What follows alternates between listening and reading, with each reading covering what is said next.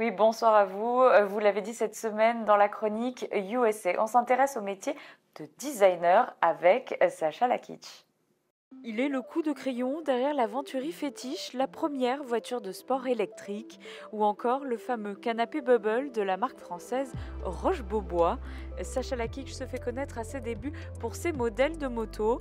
Il nous parle de sa passion pour son métier, sa fidélité dans ses collaborations et sa vision du monde du design. Sacha, merci de nous recevoir. Là, on est à Astrolabe à Los Angeles. Mais on va parler de ton métier, designer. Ça fait combien d'années déjà maintenant que tu travailles avec Gildo à l'Ancaster pour Venturi et toutes ces fabuleuses histoires?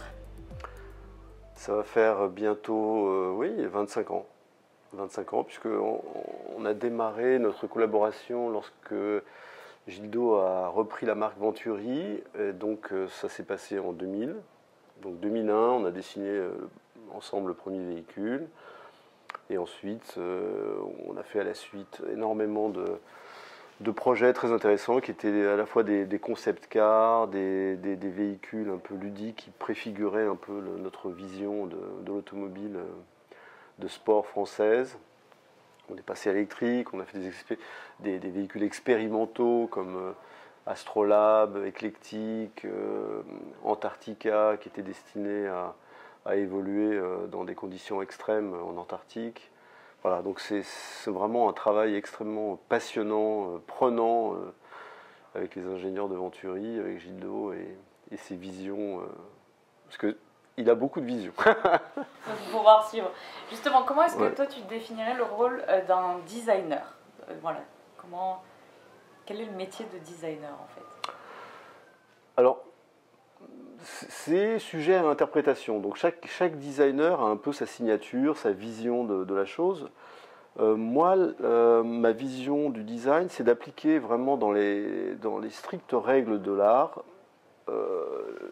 l'idée que la forme suive la fonction. Donc j'aime bien cette idée de ne pas faire des choses de manière gratuite. Et en fait, le travail est assez différent entre le fait de dessiner une automobile classique, je dirais comme une fétiche ou même une Astrolabe qui était un véhicule un peu conceptuel, et un véhicule lunaire, parce que c'est un peu comme si si je devais faire un parallèle, c'est un peu comme si je devais dessiner d'un côté une tenue de soirée et de l'autre côté une montre. Donc c'est vraiment, dans les deux cas, il y a un travail créatif, mais ce sont vraiment deux travaux complètement différents et deux approches différentes du design.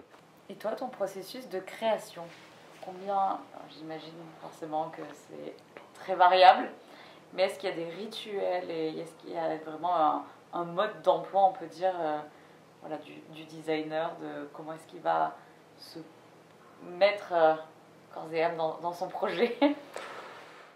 Moi, mon rituel, c'est d'écouter déjà. C'est de comprendre le projet. Et ensuite, je me laisse porter. Et en général, l'inspiration vient d'elle-même. Donc ça, c'est important. C'est-à-dire que si tu ne comprends pas le projet, si tu ne comprends pas l'utilisation, la finalité, tu ne peux pas vraiment t'embarquer dans un processus créatif et l'idée ne va pas venir. Donc il faut vraiment bien le comprendre et ensuite il faut être évidemment, faut avoir envie d'explorer un nouveau territoire. Mais moi c'est ce qui s'était passé lorsque pour la première fois j'avais rencontré François Roche, le fondateur de Roche-Beaubois. Je n'avais absolument jamais dessiné de ma vie des meubles ou des canapés. Mais lui, il avait vu mes motos, il avait vu mes vélos en carbone à l'époque.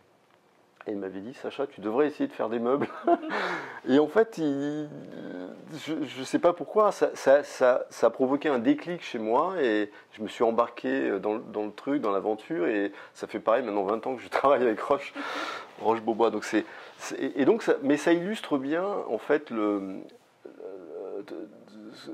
l'idée du design. C'est-à-dire qu'il faut être curieux. Il faut avoir envie de s'embarquer dans une nouvelle aventure. Il faut avoir envie de se challenger. Il faut avoir envie de découvrir et de travailler la beauté d'un objet dans la difficulté et dans la contrainte. c'est pas toujours facile. Parce qu'en fait, sinon ça s'appelle de l'art et tu es juste sculpteur. Enfin, c'est pas péjoratif, c'est très difficile aussi, mais tu as zéro contrainte, à part la matière, tu vois. Mais là, le design, c'est un autre sujet, c'est vraiment passionnant parce que justement, c'est pas simple. Tu dois amener un univers, tu dois amener de la beauté et de l'esthétique dans un univers qui est vraiment complètement noyé dans la contrainte, dans les contraintes de fabrication, les contraintes commerciales, d'ergonomie. J'aime créer un objet qui a une personnalité et qui donne envie aux gens de le garder. Et ça, c'est typiquement ce que le bubble, par exemple, illustre parfaitement. C'est-à-dire que le bubble, tu le vois, tu passes devant la vitrine, tu te dis mais c'est quoi ce truc? Tu es intrigué, tu as envie de comprendre pourquoi cet objet t'intrigue. Donc tu y vas, tu t'intéresses. Et en fait, cette découverte de l'objet se passe, en tout cas dans mon esprit, en 3 phases. C'est-à-dire que tu vois l'objet de loin, et l'objet de loin t'interpelle. Donc c'est comme si l'objet te parlait quelque part, tu vois. Et évidemment, il faut être sensible à ce clin d'œil que te fait l'objet. Donc tu viens, donc ça veut dire que ça, c'est la première phase. C'est la phase d'attirance, un peu par rapport à quelque chose que tu vois de loin. Donc tu vois les proportions, etc. Et donc la phase 2, qui vient juste après, c'est la phase où tu vas en fait découvrir l'objet un peu en détail. Donc tu vas te rapprocher, tu vas voir le détail des coutures, des capitons, la texture du matériau, tu vois, ce genre de détails. Et si cette deuxième étape te plaît, la troisième et la dernière, c'est le contact physique avec l'objet. Donc tu vas t'asseoir, tu vas t'installer, tu vas essayer de t'imaginer chez toi avec cet objet.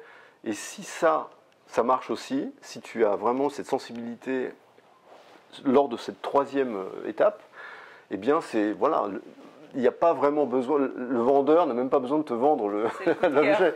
Tu vois, et ça, c'est une démarche que j'ai dès le départ, dès la feuille blanche. C'est-à-dire comment donner une personnalité à l'objet tout en respectant les contraintes d'ergonomie, de confort qui sont essentielles pour un canapé, par exemple.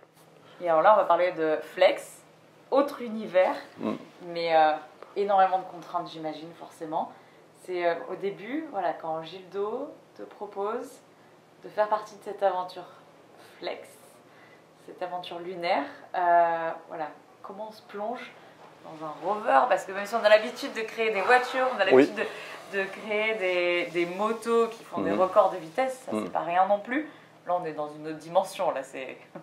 Mais c'est passionnant. Alors, c'est vrai que dès que Gildo m'a parlé de ce projet-là, je me suis immédiatement revu, moi, Sacha, en tant que gamin, parcourant les pages d'un Hergé, Tintin sur la Lune, etc. Tu vois, je me revoyais en train de rêver à l'espace.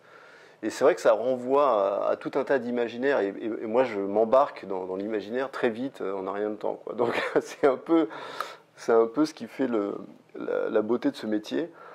Et c'est vrai que, oui, je me suis embarqué là-dedans avec grand plaisir. J'ai immédiatement dit oui, ça c'est évident.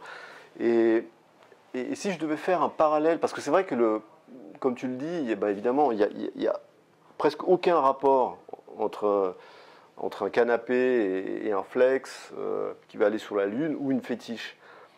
Et pourtant, si je devais lier tous ces objets par une sorte de fil rouge, je dirais que c'est l'idée de leur créer, de donner de la personnalité à ces objets, c'est ça le fil rouge en fait. C'est ça l'élément qui les lie tous.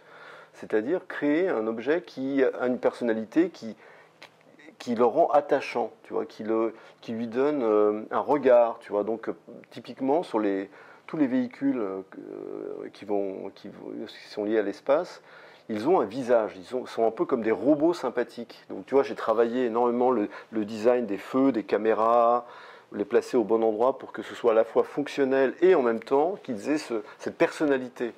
Et ça, c'est un peu le fil rouge de tous ces objets, tu vois. Et ouais, c'est... Une bonhomie, on peut dire. Oui, oui. Mais c'est un peu ça, oui, tu vois. Et en fait, l'idée, c'est toujours de créer un objet que tu vas pouvoir mémoriser. Tu vois, tu vas le voir une fois, tu vas dire, ah, et tu vas le revoir, tu vas dire, j'ai déjà vu ce truc, je sais pas où, hein, et puis voilà, un peu comme un logo, tu vois, il y a des logos que tu mémorises, et ça, c'est un logo qui est bien fait, et puis d'autres que tu vois et que tu oublies. Donc voilà, ça fait partie de ce job de design, c'est de créer quelque chose qui a une personnalité, une vraie personnalité. Là, on va toucher la Lune. Qu'est-ce qu'on peut rêver comme autre projet après ça? Mais il y a 1000 projets. Ça s'arrête jamais. Mais ça s'arrête jamais. Moi, je pars toujours d'une feuille blanche, tu vois. J'aime bien découvrir des choses nouvelles. Et il y a plein de choses que j'aimerais encore faire. Je rêve de dessiner des chaussures. Je rêve de dessiner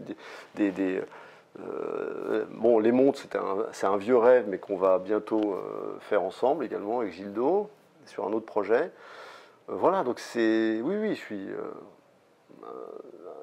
quelqu'un qui est profondément passionné, qui a des idées plein la tête, et c'est pour ça que je m'entends parfaitement avec Gildo, parce que lui, il est pareil, 1000 idées à l'heure. Et tous ces projets-là, c'est bien. Notre façon de travailler, évidemment, il y a un rapport évidemment professionnel, mais c'est avant tout un rapport d'amitié, et c'est ça qui nous motive et qui nous rapproche énormément. Merci beaucoup en tout cas. Merci à toi. On a hâte de suivre ces prochains projets, Sacha. Merci. Merci.